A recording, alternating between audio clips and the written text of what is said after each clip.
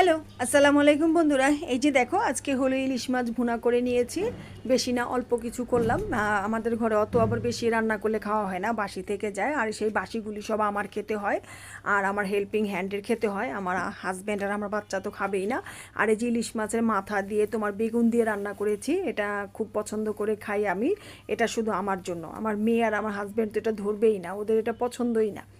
তারপরে কি করা বলো, মাথা টাথা তো বাচ্চার বাপ খায় না, তো আমি রান্না করে আমিই খাই একা একা।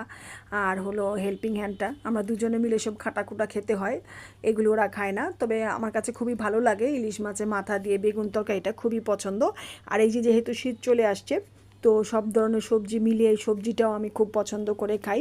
আমি আর আমার হাজব্যান্ড খাই, আমার বাচ্চা খুব কম, একটুখানি। আর এই যে হাজব্যান্ডের জন্য ইলিশ মাছের মাথা দিয়ে হলো তোমার টক রান্না করে দিয়েছি, টমেটো তেঁতুল দিয়ে। আর শশা কেটে নিলাম, এটা আমি খাবো।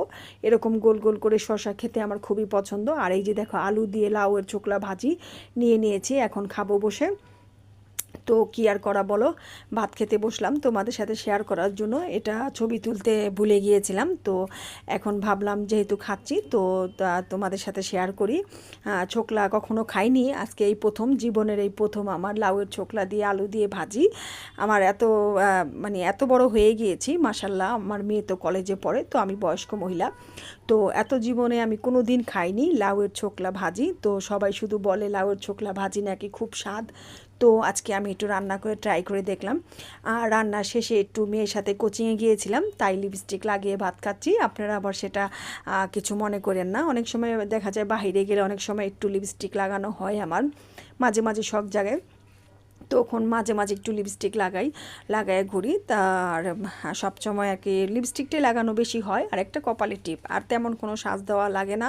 আর মশালা দিতেও হয় না, দেইও না, শুধু লিপস্টিক আর টিপটাই আমার খুব পছন্দ। এই দুটা জিনিস খুব ভালো লাগে। আর তোমার কাজলটা আমার হাজব্যান্ড পছন্দ করে, সেই জন্য কাজলটা দেওয়া হয়। অবশ্য অনেক কথা বলে ফেললাম বক বক করতে করতে, হয়তো অনেকে বলতেও পারো আমরা কি আপনাকে প্রশ্ন করেছি, আপনি কেন বললেন। তো আর এই যে দেখো কালকের লাউ ছিল, এটা বাসি কালকের লাউ। তো লাউগুলি খাওয়া হয়নি, বললামই তো যত বাসি থাকে সব আমি খাই। এই দেখো এক বাটি লাউ ছিল, তো কোচিং থেকে এসে খাবার যেহেতু খেয়ে ফেললাম, তো ভাবলাম এই লাউগুলিও সব খেয়ে ফেলি, কি আর করব বলো, ফেলে দেবো। এক একটা জিনিস তো এখন সবজি প্রচুর দাম, কোনো জিনিস ফেলতেও খুব মায়া লাগে, তাই খেয়ে ফেলি আর কি যতটুক পারি। আমি আর আমার কাজের মেয়েটা খাই, খাওয়ার পর যতটুক না পারি ততটুক আগে ফেলে দেওয়া লাগে, এছাড়া উপায় নেই।